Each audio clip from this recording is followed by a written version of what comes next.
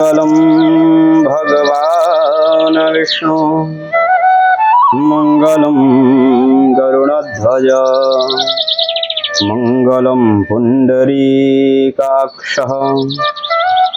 मंगलाय तनोहरि मंगलम कौसलेन्द्राय वहनीय गुणवर्तये चक्रवर्ती तनुर्जाय सर्वभौमाय मंगलमूर्तये नमः वेदपुरुषाय नमः श्री सरस्वत्यै नमः। आज हरितालिका तीज व्रत है और आप सभी को इस कथा का श्रवण करना चाहिए, क्योंकि सूत जी पौराणिक कथाओं में स्वयं भगवान भोलेनाथ पार्वती जी से कहते हैं कि इस कथा का जो श्रवण करता है, इस व्रत का जो नियम करता है, जो पालन करता है, उसके सभी पाप कट जाते हैं, सभी पापों से वह मुक्त हो जाता है। और इस कथा का श्रवण करने मात्र से ही संपूर्ण पाप नष्ट हो जाते हैं। जब उस व्यक्ति का, उस माताओं का निधन होता है तो स्वयं भगवान शंकर में जाके विलीन हो जाते हैं। इस कथा में आज पार्वती जी पूछती हैं, इस भोले बाबा से आज भगवान से स्वयं पार्वती मैया पूछती हैं, इस कथा को कोई ऐसा आप मुझसे कथा या व्रत कहिए जिसको करने से सभी पापों से लोग छूट जाते हैं, स्त्रियां सभी पापों से विमुक्त हो जाती हैं। ऐसा कोई कथा कहिए, ऐसा कौन सा कथा है जिसको करने से आपके जैसा पति मिलता है, मुझे आप प्राप्त हुए, ऐसा मैंने क्या किया था। इससे भगवान स्वयं इस कथा का श्रवण कराने लगते हैं पार्वती जी को। आइए हम और आप हरितालिका तीज व्रत का कथा का श्रवण करेंगे। सूत जी कहते हैं, यह कथा सूत जी श्रवण कराते हैं। सर्वप्रथम इस कथा के पूर्व भोले बाबा का पूजन वगैरह करके, विधिवत पूजन करके इस कथा का श्रवण करना चाहिए। तो सूत जी कहते हैं कि मंदार की माला से जिनका केश पास अलंकृत है और मुंडों की माला से द्वयम जिनकी जटाएं अलंकृत है, दिव्य वस्त्र धारण की और जो दिगंबर हैं, ऐसे पार्वती जी तथा शिव को मैं प्रणाम करता हूँ।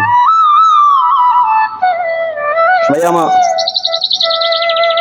सूत जी इस कथा का श्रवण अपने भक्तों को श्रवण कराते हैं कि रमणीय कैलाश पर्वत के शिखर पर बैठी हुई पार्वती मैया कहती है, हे परमेश्वर, हे महादेव जी, हमें कोई गुप्त व्रत या पूजन बतलाइए जो सब धर्मों में सरल है, जिसके परिश्रम भी कम करना पड़े लेकिन अधिक फल मिले।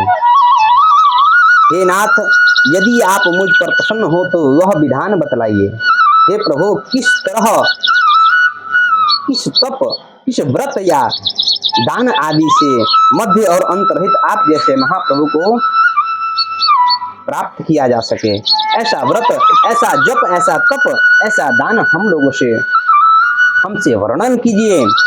शिव जी बोले, हे पार्वती, सुनो, मैं तुमको एक व्रत जो मेरा सर्वस्व है और छिपाने योग्य है, लेकिन तुम्हारे प्रेम की वशीभूत होकर मैं आज तुमसे प्रकट करता हूँ, बतलाता हूँ कि कौन सा ऐसा व्रत है जिसको करने से तुमने मुझे प्राप्त किया। शिव जी ने कहा, भारतवर्ष में जैसे नक्षत्रों में चंद्रमा श्रेष्ठ होता है, ग्रहों में सूर्य श्रेष्ठ होता है, वर्णों में ब्राह्मण श्रेष्ठ होता है, देवताओं में भगवान विष्णु श्रेष्ठ कहे गए हैं, नदियों में गंगा का सर्वोत्तम स्थान दिया गया है, पुराणों में महाभारत, वेदों में सामवेद और इंद्रियों में मन श्रेष्ठ है। सब पुराणों और वेदों का सर्वस्व जिस तरह कहा गया है, मैं तुमसे एक प्राचीन व्रत बतलाता हूँ, एकाग्र मन से सुनो। स्वयं भगवान पार्वती मैया से व्रत का विधान बतलाने लगे। भगवान कहते हैं कि जिस व्रत के प्रभाव से तुमने मेरा आधा आसन प्राप्त किया, वह व्रत मैं तुमको बतलाता हूँ, क्योंकि तुम मेरी प्रेयसी हो।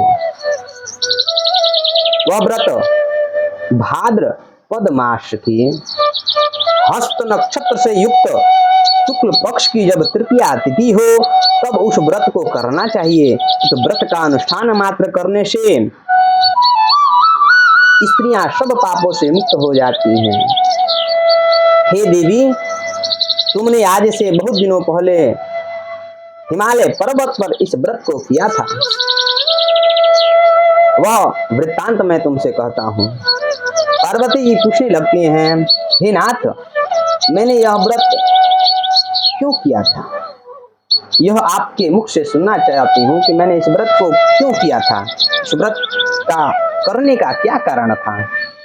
आज भगवान बतलाने लगे कि उत्तर की ओर बड़ा ही रमणीय नामक एक पर्वतों में श्रेष्ठ हिमवान नामक पर्वत है। उसके आसपास तरह तरह की भूमियां हैं, तरह तरह के वृक्ष उस पर्वत पर लगे हुए हैं। नाना प्रकार के पशु पक्षी, अनेक प्रकार के पशु उस पर निवास करते हैं। वहां पहुंचकर गंधर्व के साथ बहुत से देवता पक्षीगण सर्वदा प्रसन्न मन से विचरण करते हैं। वहां पहुंचकर गंधर्व गाते हैं, अप्सराएं नृत्य करती हैं। उस पर्वतराज के कितने ही शिखर ऐसे हैं जिनमें स्फटिक, रत्न इत्यादि खाने भरी पड़ी हैं। यह पर्वत ऊंचा तो इतना अधिक है कि मित्र के घर से की तरह समझकर आकाश का स्पर्श किए हुआ है। इतना विशाल, इतना ऊंचा यह पर्वत फैला हुआ है। उसके समस्त शिखर पर हिम से आच्छादित रहते हैं। भगवान कहते हैं कि यह हिमालय पर्वत, हिमवान नामक जो पर्वत है, इस तरह फैला हुआ है मानो कि जैसे आकाश उसका मित्र हो, मित्र का घर समझ के उसका स्पर्श किए रहता है।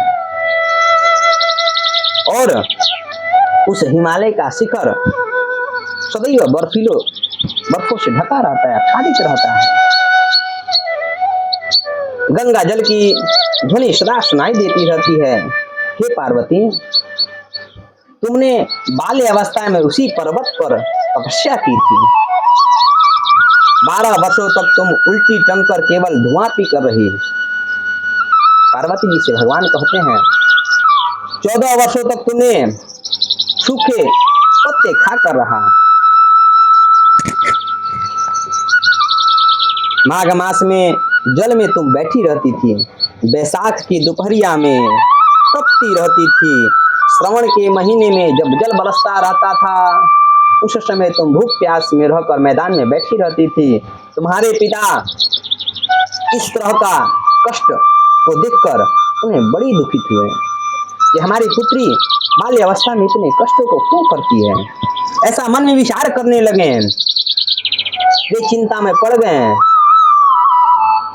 कि अपनी कन्या को किसको दूं। उसी समय नारद जी वहां आते हैं। नारद जी उस समय तुम्हें देखने गए थे। नारद जी को देखकर तुम्हारे पिता ने उनका आदर सत्कार किया, पूजन, विधिवत पूजन कर प्रेम से हाथ जोड़कर तुम्हारे पिता हिमवान बोले, हे स्वामी, आप किस लिए यहाँ आए हैं? मेरा अहोभाग्य है, आपका आगमन मेरे लिए हुआ है। नारद जी ने कहा, हे पर्वतराज, सुनो, मैं भगवान विष्णु का भेजा हुआ आपके पास आया हूँ।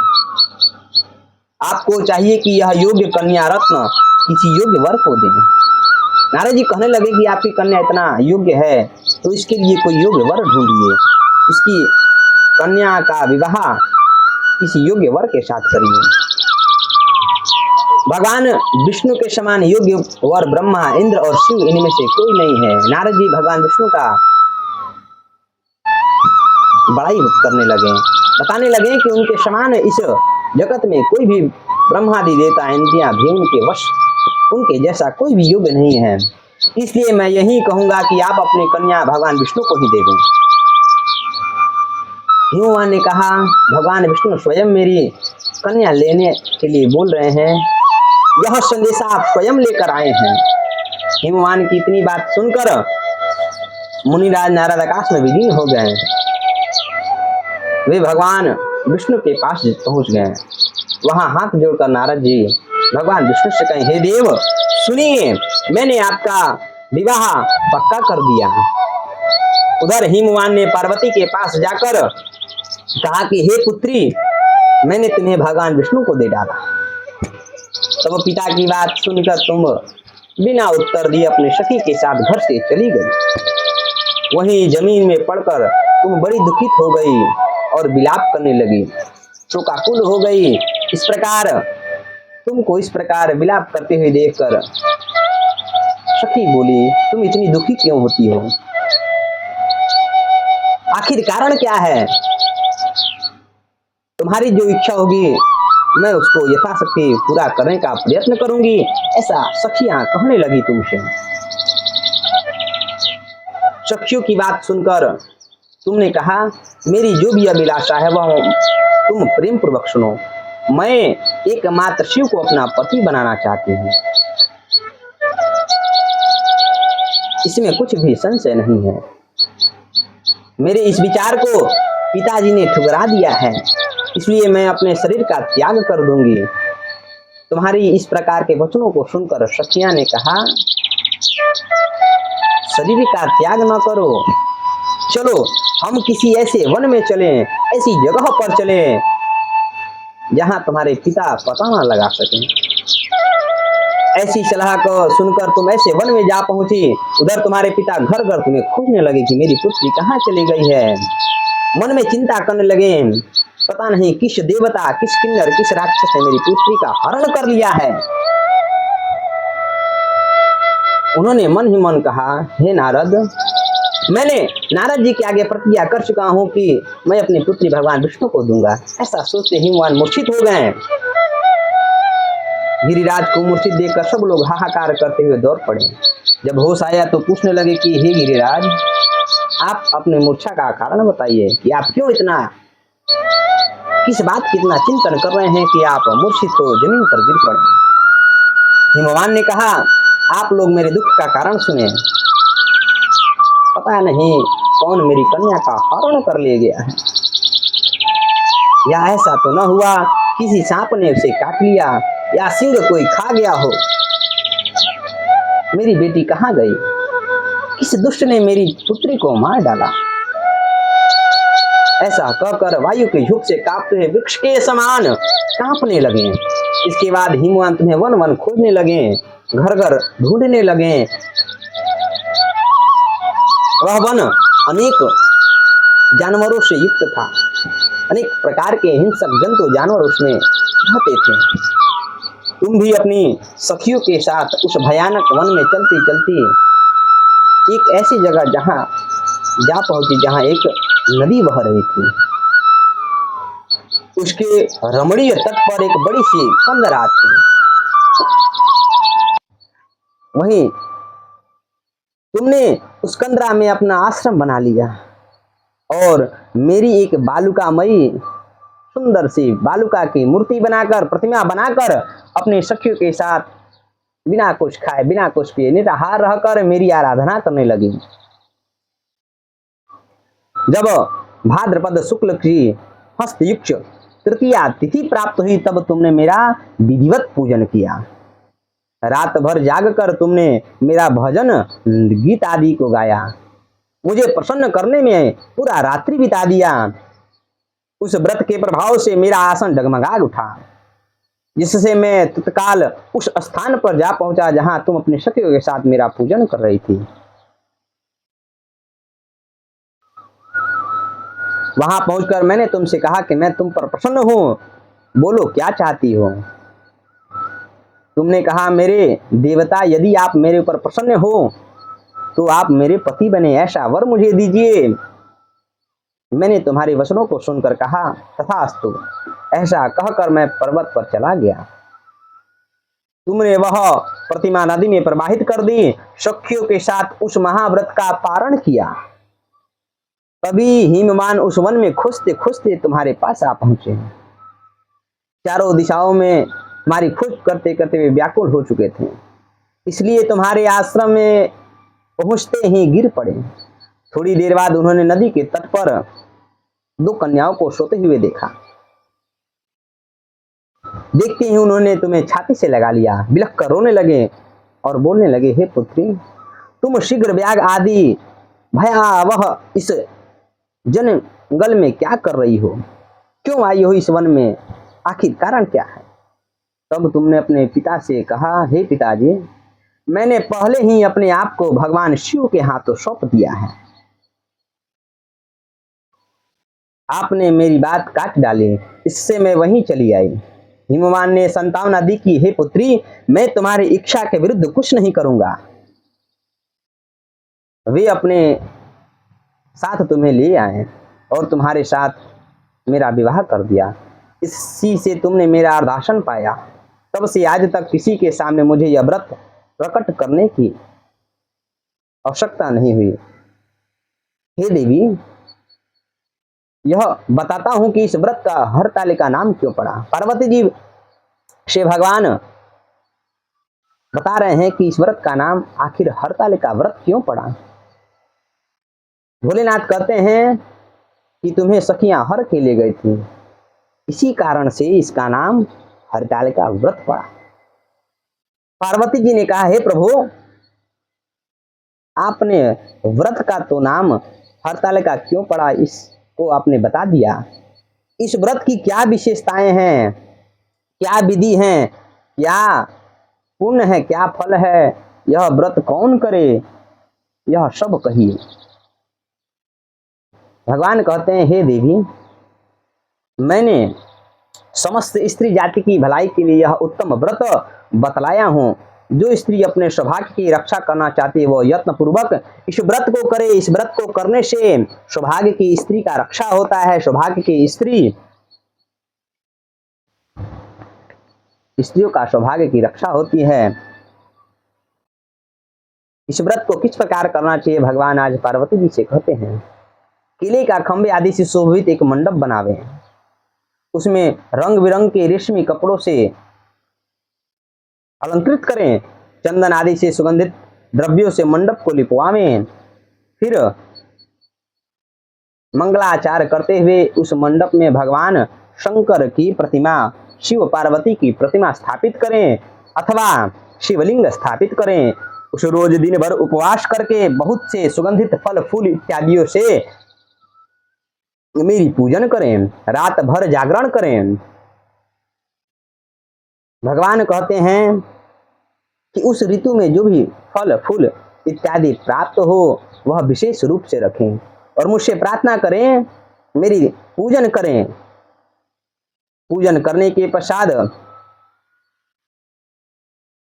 कथा का श्रवण करें, ब्राह्मण को वस्त्र गौ स्वर्ण इत्यादि देवें। इस तरह एकाग्रचित होकर स्त्री पुरुष दोनों एक साथ पूजन करें। फिर वस्त्र आदि जो कुछ हो उसका संकल्प करें। हे देवी, जो स्त्री इस प्रकार पूजन करती है वह सब पापों से छूट जाती है, उसे 7 जन्मों तक सुख और सौभाग्य की प्राप्ति होती है। जो स्त्री तृतीया तिथि का व्रत न कर अन्न भक्षण करती है वो 7 जन्मों तक बंध्या रहती है, 7 जन्मों तक, और उसको बार बार विधवा होना पड़ता है। भगवान पार्वती से कहते हैं, वह सदा दरिद्र पुत्र से शोकाकुल, सदा लड़ने वाली, सदा दुख भोगने वाली होती है और उपवास न करने वाली स्त्री अंत में घोर नरक में जाती है। मांसाहार करने से बाघिन, दही खाने से बिल्ली, मिठाई खाने से चींटी और कुछ मीठा खाने से मक्खी होती है। भगवान कहते हैं कि जो इस दिन स्त्री सोने में बिताती है, स्वयं इस कथा का श्रवण नहीं करती, इस व्रत का नियम का पालन नहीं करती और केवल खाने पीने सोने में बिताती है, पति को धोखा देती है, वह अगले जन्म में अजगर, मुर्गी इत्यादि का रूप धरती है। इसलिए सभी स्त्रियां जो अपने सौभाग्य को बढ़ाना चाहती हैं, सौभाग्य की रक्षा करना चाहती हैं, इस व्रत को अवश्य करें। दूसरे दिन अपने समर्थानुसार, इच्छा अनुसार स्वर्ण, चांदी, तांबा अथवा बांस के पात्र में अन्न भरकर ब्राह्मण को दान करें, संकल्प करें और पारण करें। इस प्रकार का विधान बतलाएं। भगवान कहते हैं कि इस प्रकार जो व्रत करती है वह मेरे समान पति को पाती है, और जब वह मरने लगती है तो तुम्हारे समान उसका स्वरूप हो जाता है, तुम्हें भी वह आके विलीन हो जाती है। सब प्रकार के सांसारिक भोग से संयुक्त मुक्ति मिल जाती है। इस हरतालिका की व्रत कथा सुन मात्र लेने से प्राणी 1000 अश्वमेध और सैकड़ों वाजपेयी यज्ञ करने का फल प्राप्त होता है। हे देवी, मैंने यह व्रत का विधान आपसे बतलाया, जिसके करने मात्र से प्राणी सभी पापों से मुक्त हो जाता है, इसमें कुछ भी संशय नहीं है। इस प्रकार भगवान भोलेनाथ पार्वती से इस व्रत का विधान बतलाते हैं।